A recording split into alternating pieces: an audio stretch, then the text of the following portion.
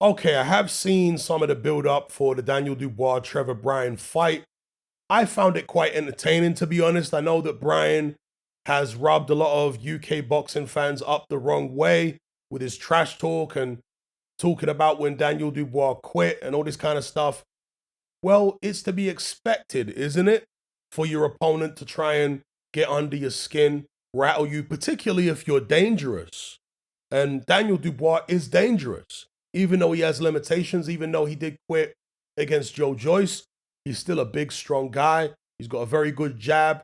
He punches extremely hard.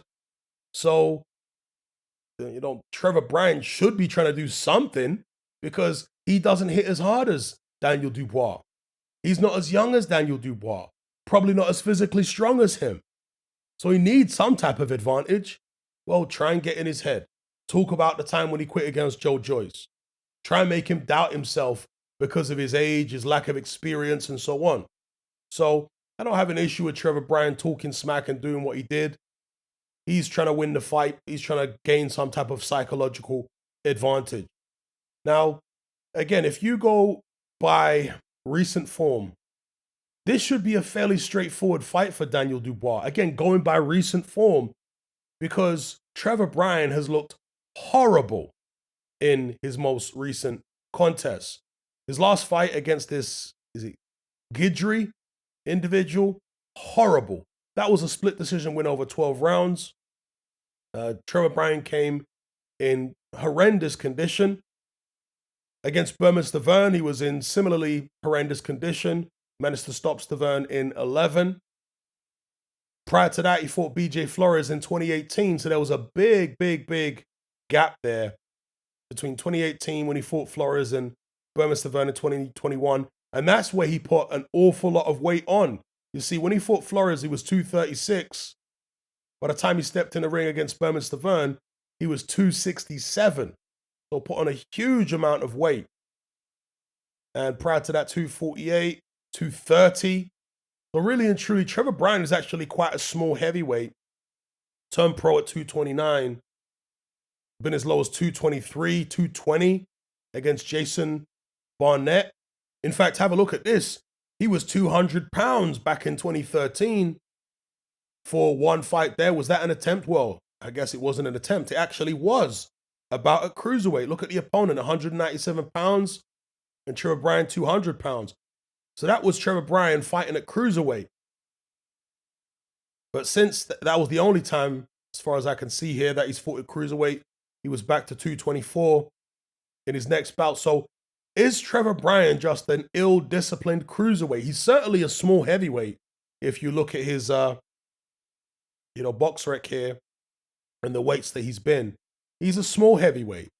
Not sure what he's listed at in terms of height. He's listed at 6'4", so yeah, he's got some height on him. But in terms of natural weight, natural physical mass, not a big guy. So when he's coming in at 268, I mean, he's carrying probably 40 pounds plus of body fat. That's what he's carrying. And so you're not going to be able to put in your best performance if you're carrying that much, unless your name's Andy Ruiz or something.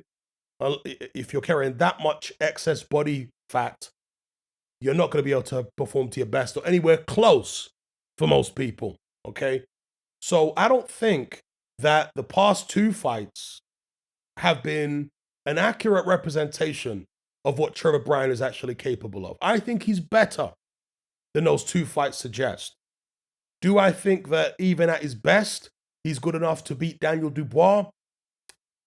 I think that Daniel Dubois is the more, he has more upside. Let's just put it that way. I think he's a natural heavyweight. Well, he's definitely a natural heavyweight. I'd say Trevor Bryan's a natural heavyweight too, probably, but he's nowhere near as big naturally as Daniel Dubois. And, Trevor Bryan is not exactly a fancy Dan in there. He's not an Usyk who's going to move around all over the place and use this incredible speed and talent to offset your punching power. No, that's not really Trevor Bryan's game. He is kind of in the pocket. He is kind of in your face, trading jabs, hitting you with shots and defending against your shots. So he's there to be hit, basically. So against a guy like Daniel Dubois, Dubois has the advantages in those type of scenarios. You see it? But if Trevor Bryan comes in at a decent weight, and at a decent weight, I want to say he's got to be under 240. Got to be under 240. If he comes in under 240 and he's still strong, because look, if you lose a lot of weight in a short space of time, it can drain you. Just ask Tyson Fury when he came back and fought those fights against Pianeta, Sefer Safiri, and even that first fight against Deontay Wilder. You could tell that he wasn't as strong as he used to be at that kind of weight, because losing 100 pounds, whatever it was, of body fat takes it out of you. You need time for your body to actually adjust and recover and get the energy levels back. Has Trevor Bryan had enough time to rest and recover and get energy levels back? He hasn't had to lose 100 pounds, of course, but sometimes you don't even have to lose as much as 100 pounds to feel drained from taking off a lot of weight. I guess the simplest way to explain it would be, when you have to lose an enormous amount of weight in training camp, it increases the risk of you overtraining. Now, overtraining is where your body just gets completely run down from training constantly over and over again every day. You just get totally run down. Your energy levels drop, your testosterone drops, adrenaline levels drop, and you basically just hit a wall. It's happened to me several times when I was training as an amateur. I just couldn't train anymore. I was done. I was underperforming in sparring. I was underperforming in regular training in the gym, and I had to take a rest. When I took a 2-week rest, I came back and I was like He-Man. I was just superhuman levels of energy. So you have to take a rest. And if you don't get that rest and you go into the ring for a fight after overtraining, the results can be devastating for you. Okay? So that can, the risk of something like that happening can increase if you're having to lose loads of weight because you're training extra hard to get the weight off. You see it? Whereas if you're coming into training camp in shape already, it's not really a fitness camp. You do a certain amount of fitness training, of course, but you're not trying to get loads of weight off. You're trying to get loads of weight off. You have to do a crazy amount of fitness training. You see what I'm saying? Anyway, Daniel Dubois versus Trevor Bryan. It's an interesting fight. It's a fight, if it was happening in the UK, I would have no doubts at all Daniel Dubois would win. But in the United States, you just never know. Will Daniel Dubois be in the right mind frame? Will some of Trevor Bryan's trash talk get to him? One thing I'll say about Bryan is that I know Daniel Dubois said he has a soft face. The weird thing for Dubois to say, but okay, I guess, does he mean he's got a puffy face, a fat face? I'm not sure what he means by that.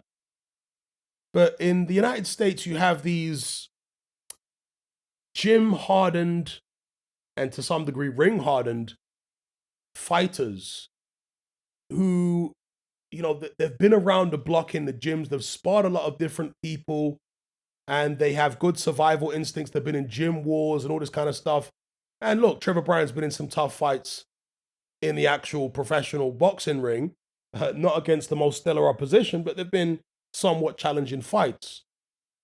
And so I guess the point I'm trying to make is, does Trevor Bryan have some of that old man savvy about him?